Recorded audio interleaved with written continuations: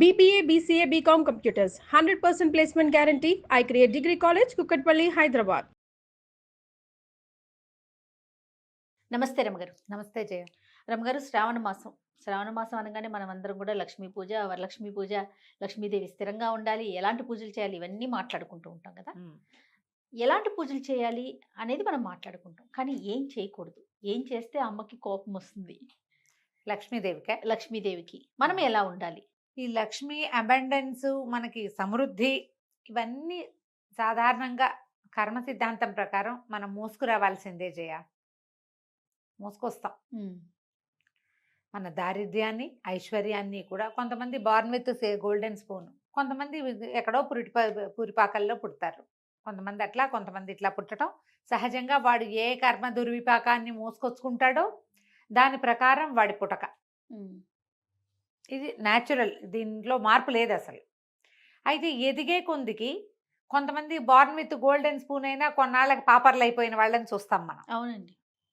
ఎవరో సంపన్నులుగా ఉండటానికి కంటిన్యూ అయ్యి అలాగే తరాల వెంబడి సంపన్నులుగా ఉండేవాళ్ళు కొంతమంది. అయితే సంపన్నుల ఇంట్లో పుట్టి కుమారరాజాలుగా పెరిగి చివరికి ఏమీ లేకుండా అయిపోయేవాళ్ళు. దాన్ని అయితే స్వయంకృతాపరాధం కొంత, కర్మ దుర్విపాకం కొంత. ఆ కర్మ వాళ్ళని లాక్కెళ్ళిపోతుంటుంది జయ, ఆ వైపుకి, దారిద్ర్యం వైపుకి లాక్కుపోతూ ఉంటుంది. ఎక్కడో ఒక చోట పగ్గాలు వేసుకుని ఆపుకోవాలి. ప్రతి వాడికి ఇట్లా కిందకి పడిపోయేవాడికి పగ్గాలు దొరుకుతూనే ఉంటాయి జయ. కానీ వీడు ఆగడబడి, బుద్ధి ఆగనివద్దు, బుద్ధి కర్మానుసారిని అంటారు.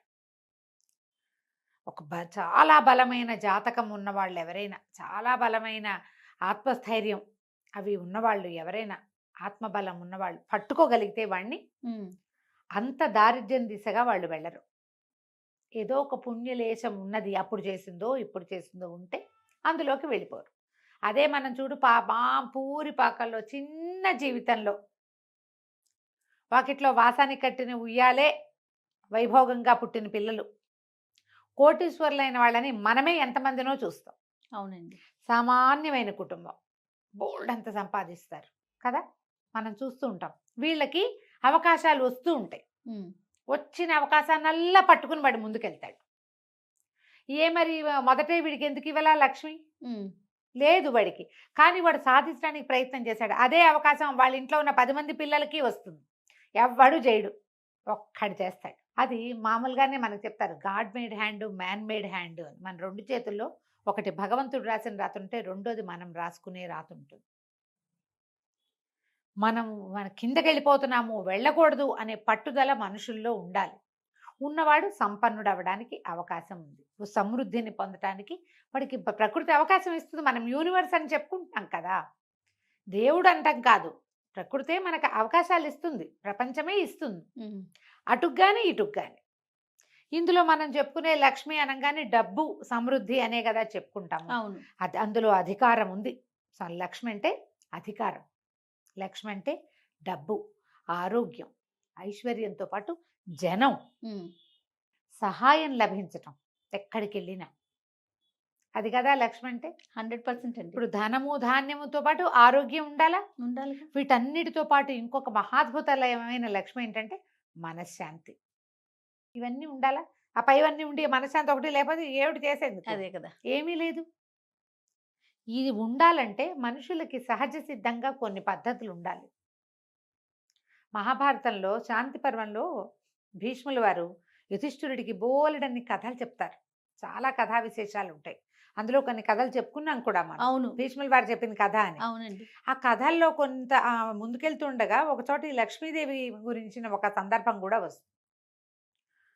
సాధారణంగా లక్ష్మి ఎక్కడ ఉంటుందంటే ప్రశాంతత. ఎక్కడ ప్రశాంతంగా ఉంటే అక్కడ ఉంటుంది లక్ష్మి. ఈ రోజున డబ్బు లేదు, ప్రశాంతత ఉంది. రేపు డబ్బులు కూడా వస్తాయి, వాళ్ళకి ఏం కావాలో అది వస్తాయి ప్రశాంతంగా ఉండేవాడికి. ఎక్కడ సహనం ఉంటుందో అక్కడ డబ్బు ఉంటుంది.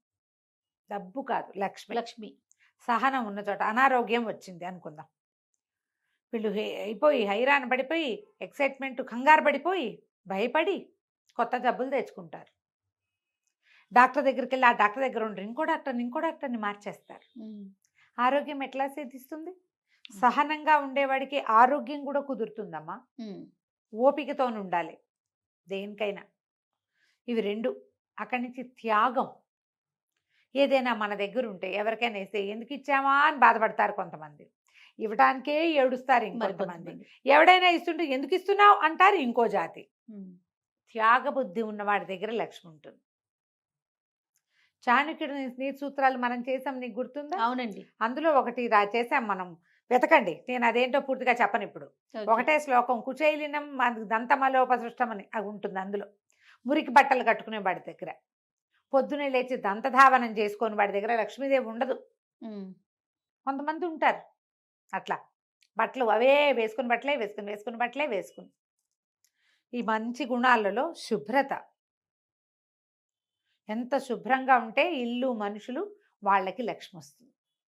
అంటే మీరు మురికిగా ఉండకూడదు. ఏం ఉండకూడదు అని చెప్పాలి కదా మనం ఇప్పుడు.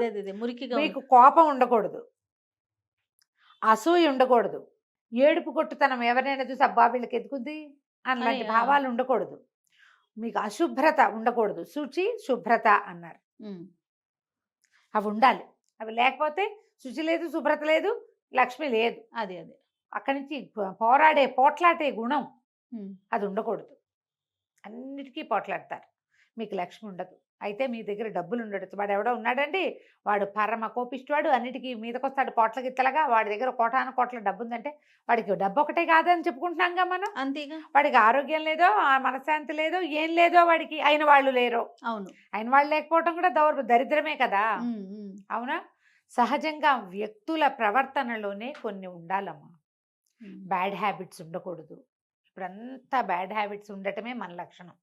అందరూ ఇప్పుడు తాగుబోతు, ఖరీదైన బాగా కోటాను కోట్ల సంపదలు ఉన్న వాళ్ళకు కూడా బ్యాడ్ హ్యాబిట్స్ ఉంటాయి, కనిపిస్తున్నాయి, చూస్తాం మనం. మనకి ఎప్పుడు ఒక ప్రశ్న వస్తుంది, వాడు అలా తాగి తిరుగుతాడు, లేదా తిరిగిపోతనమే ఉంది, ఏదో వ్యసనాలు ఉన్నాయి, వ్యసనాల పుట్టవాడు, వాడి వ్యాపారం మాత్రం ఎంత బాగుందో, ఎందుకుంది అట్లా అనిపిస్తుంది. మీరు చెప్పిన ప్రకారం ఉండకూడదు కదా. అవును. వెంటనే కోపం వస్తుందమ్మా, ఇలాంటివి చెప్పంగానే ఒళ్ళు మండిపోతుంది.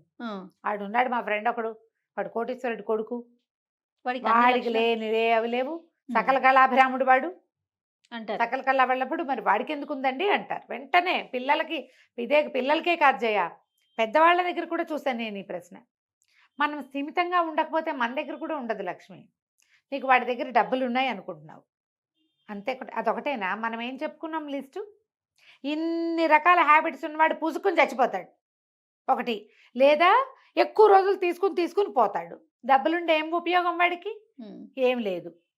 వాడిని ఎవ్వరు నమ్మరు, వాడిని ఎవ్వరు మంచిగా ప్రేమకతోని ఆశీర్వదించరు. ఏం సాధించినట్టు వాడు ఆ డబ్బులతోటి? మనం ఎప్పుడు ఏంటంటే మన దగ్గర డబ్బులు లేవు కాబట్టి డబ్బులున్న వాడి దగ్గర వాడి జీవితం అద్భుతంగా ఉందని నమ్ముతాం. మనం నమ్మి వాడికి ఎందుకుందా అని ఫీల్ అవుతాం. అది తప్పు, అది చేయకూడదు. మనం వాడు రాసుకొస్తాడు, రాసుకున్న ప్రకారం మోసుకుంటాడు అంతే. వాడు ఏం రాసుకొచ్చాడో రేకేసి కుట్టాడు చేతిలో. మనం చెప్పుకుంటాం కదా, ఎక్కడో సుడుంది వీడికని. సుడిగాళ్ళు కొంతమంది ఉంటారు, చేతుల్లో రేకేసుకుని పుడతారు, మంచి గీత బ్రహ్మాండమైంది, ఇక్కడి నుంచి ఇక్కడ దాకా ఉంది ధనరేఖ అని చేస్తే వాడికి డబ్బులు ఉంటాయి. మిగిలిన ఉండకపోవచ్చు కదా. నువ్వు వెళ్ళి వాడి జీవితంలో తొంగి చూడు, వాడు ఏం హింస పడుతున్నాడో, ఏం బాధపడుతున్నాడో, ఏ బాధపడలేక ఈ అలవాట్ల చుట్టూ వాడు పరిగెడుతున్నాడో, కుటుంబ జీవితం లేదో, వాడికి 2 ముద్దలు అన్నం పూర్తిగా ఎక్కదేమో, అన్నం తినలేని బతుకు ఏం బతుకమ్మా, ఏం బతుకు చెప్పు? డబ్బులుండి ప్రయోజనం లేదు కదా. ఇలాంటి వాళ్ళ దగ్గర లక్ష్మి ఉండదు. మనము ఇప్పుడు వాళ్ళందరి బ్యాడ్ హ్యాబిట్స్ ఏమున్నా సరే, వాడి దగ్గర డబ్బు ఉందని భావించే వాడికి కూడా డబ్బులు ఉండవు. అలా ఆలోచించదు. లక్ష్మీదేవి క్లియర్గా చెప్పిందట, శాంతి, ధృతి, క్షమ, ధైర్యము ఎవరి దగ్గర ఉండవో వాళ్ళ దగ్గర నేను ఉండను, త్యాగబుద్ధి లేని వాడి దగ్గర నేను ఉండను,